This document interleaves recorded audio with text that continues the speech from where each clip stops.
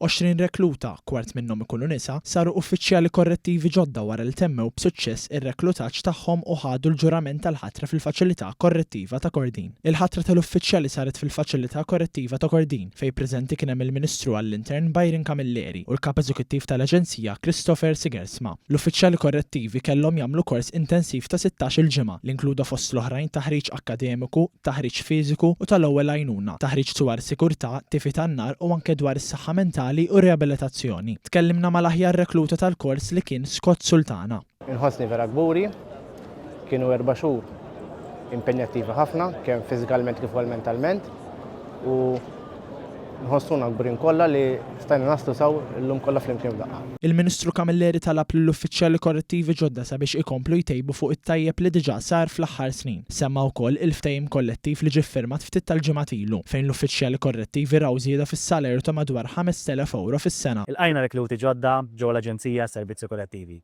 Il-qajthom propju ftit jiem wara li firmajna it-tieni ftehim kollettiv li tejjibna l-kundizzjonijiet u drittijiet tagħhom. Tlabthom sabiex jarfu x-xogħol billi jagħmlu l-kollegi tagħhom sabiex il-ħabs illum ma jintarafx minn ħabs kif kien qabel, ħabs ordnat, tentattiv ġenwin ta' riabilitazzjoni. Il-Kap Eżekuttiv tal-Aġenzija Servizzi Korrettivi saħaq li x-xogħol uffiċjali mhux biss impjieg iżda vokazzjoni.